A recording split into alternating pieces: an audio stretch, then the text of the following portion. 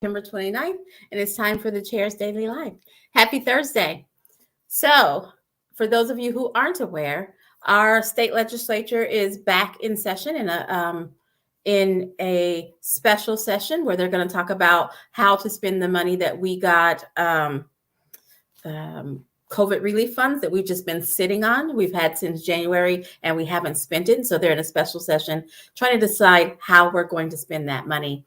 And if you are just remotely paying attention, you see that there's some craziness going on, just some craziness. But I'm going to save that until I can kind of hear a couple more days. Man, and we'll talk about that tomorrow. But it's I don't know. I don't know if it's their attempt to kind of campaign a little bit as it gets closer to the election, or if they really believe some of the foul things that they're saying. Who knows? But we'll talk a little bit more about that tomorrow. But today, I have a treat for you. We're going to talk to yet another candidate, and it's yet another male candidate. We've been giving all the attention to the female candidates, and of course, I am a big fan of our female candidates, but I think that we haven't been paying enough attention to our male candidates who have also stepped up, put their name on the ballot, and are knocking doors and doing all the work. So I want to introduce to you Greg Clyde for HD 83. Hi, Greg. Hi, Alicia. How are you? I'm great. Thank you for agreeing to join me today. You bet. So I told them that you're HD 83, but unless you live in HD 83, you have no idea where that is. So can you tell us where the boundaries are? Yeah. So, and it's all new. So this is the first time these boundaries have been tested. It's just north of Lake Hefner. Is the best description. So if you're familiar with Oklahoma City, Lake Hefner's on the northwest side of Oklahoma City. The boundaries go from Rockwell in Britain would be the southwest corner of the district, and it kind of takes a diagonal into Edmond, and 164th and Western is the northeast corner of the district. And then, it's kind of hit and miss there based on how those boundaries were drawn. Yep. Gerrymandering, okay. I think. So I think that's what they call it.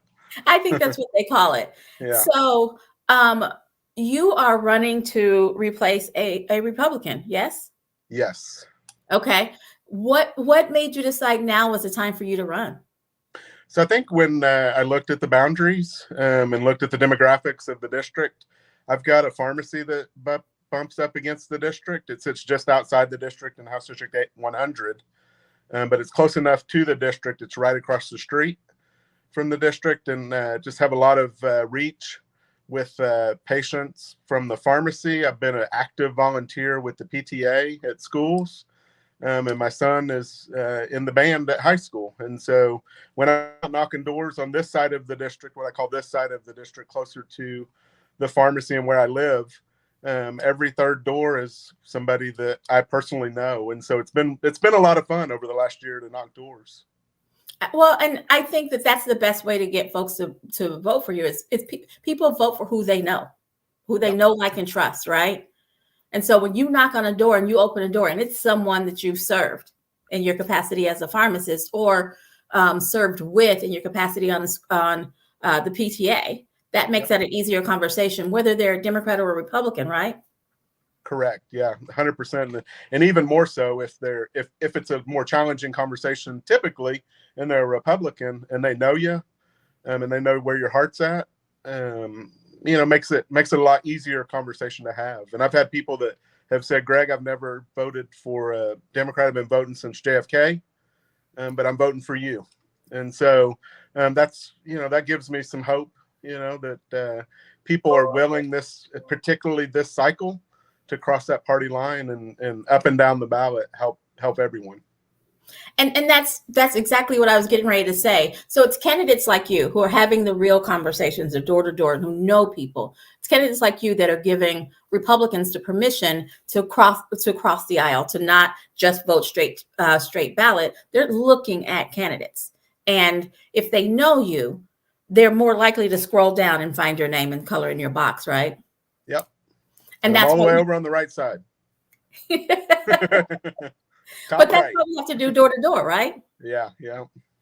Because if they could even know you, but it's hard if you're knocking their door and you're having a conversation. I think that people want to be people of their word. And if they tell you, I'm going to vote for you, chances are they're going to vote for you. Yeah. And it gives you that chance to have that even difficult conversation with people, like, hey, here's where my politics are. Here's, let me hear where you're at. And, we're able to cross that divide as well. Not only having that personal relationship, but having that trust built beforehand definitely makes that difficult conversation easier. So what are you hearing on the doors in your district? Is it education like it is all over the state, or do they have something specific? So it's definitely news cycle driven, just like anything else. When Fox News is talking about CRT, I hear a lot about CRT. But yeah, education is definitely a big driver, and that's where I try to move the conversation to anyway, because that's a lot of the reason that I put my name on the ballot is education. And Joy says it best that where they're headed is a rural school killer. And whether you live in Oklahoma City or you live in Guyman, it doesn't matter. Our public schools provide a service to our community. And those people that live in rural Oklahoma now may have a job in urban Oklahoma in the future. And if they're not educated as kids, it's going to be difficult for all of us. And the other thing is, how dare us suggest that rural students don't deserve as well as urban students get, Yep. right? Yep. Certainly that equity plays a part. I am, frankly disgusted that they talk about this voucher scheme without, really talking about how it will affect our rural communities. Yeah, I mean, it's devastating. Our schools are the heart and soul of rural communities. I grew up, my dad was a school teacher growing up. He taught in Geronimo, Oklahoma, and Chattanooga, Oklahoma. And I went to a lot of basketball games in both of those towns. And the whole town comes out for sports. They come out for baseball. They come out for basketball. And everything around the town revolves around what's going on at the school. And defunding those schools just doesn't make sense. You bring up a good point, because it's not, if you defund a school, it's not just the students that are suffering, particularly in a smaller, like Chattanooga, Oklahoma, in a smaller community where the community is built around the school, where, every third kid's parent has something to do with the school. They're a teacher, they're a janitor, they're the cafeteria lady, they're the bus driver. Yep. Right. And so they're all of those. In smaller communities, sometimes all of those. Yeah. Exactly. So we close down the school. Yep. Not only are we affecting the students, but we're also affecting that entire community, the jobs, the center of the community. Like you said, in a small community, Friday night, everybody's at the football game. Yeah, you're affecting the diner, if they've got a dry cleaner, pharmacy, all of those things. If people don't have jobs in those communities, they're going to have a hard time spending money in that community. Okay, so let's skip ahead. Let's skip ahead 3 months. And you've been elected and you're in your first legislative term. What's the first type of bill? Because you don't know the exact bill. What's the first type of bill that you would try to bring to the floor?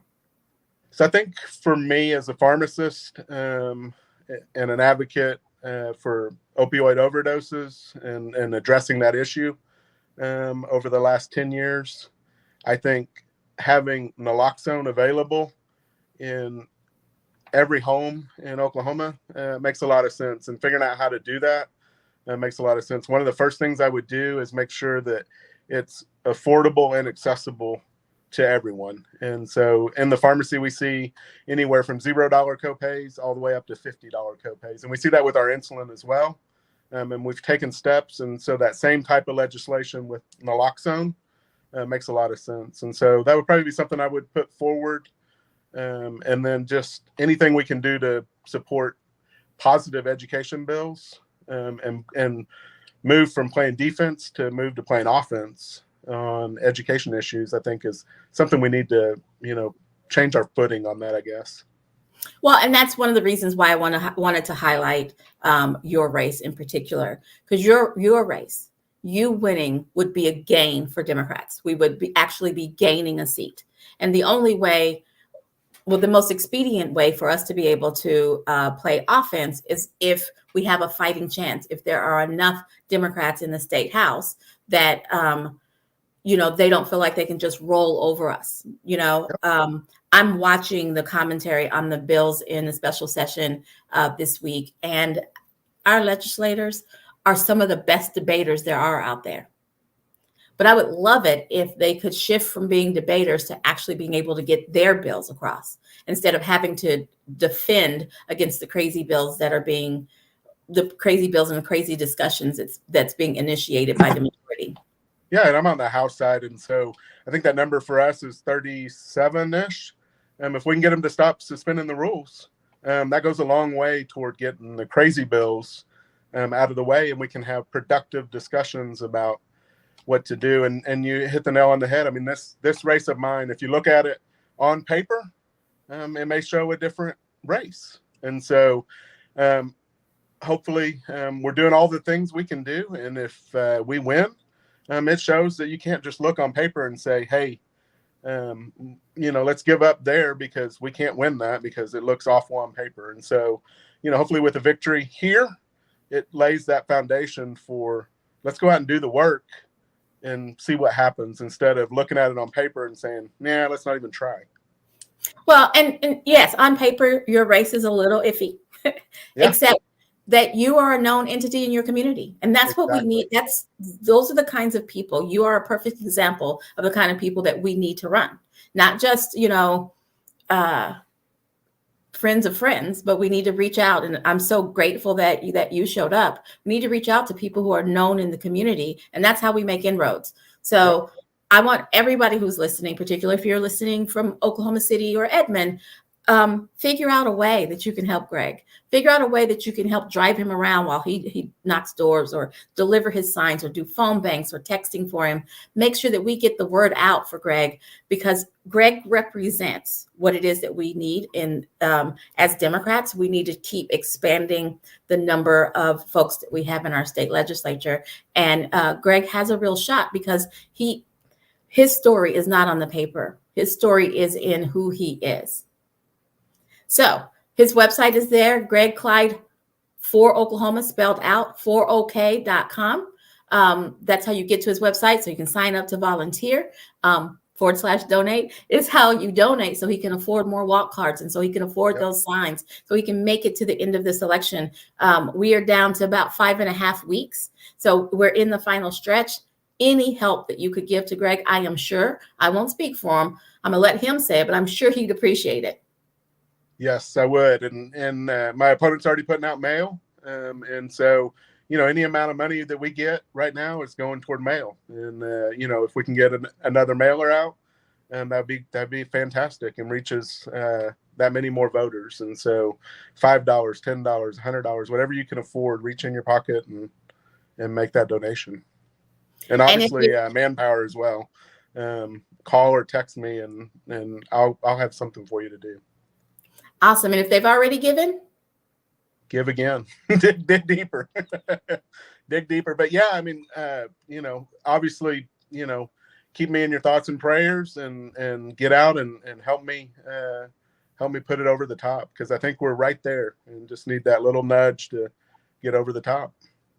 Absolutely. Greg, thank you so very much for joining me. And for the rest of you who are watching, again, if you can figure out a way to help Greg, drive him around, drop his literature, put out his signs, phone bank, write postcards, whatever you can do to get the word out. Greg is a race that represents a way that we can expand our map, because he's kind of a sneak attack, because on paper, it doesn't look like he has a shot, but he's known in the community, which gives him a shot. Thanks for joining me, and I'll be back here tomorrow at 4:15. You guys have a great evening.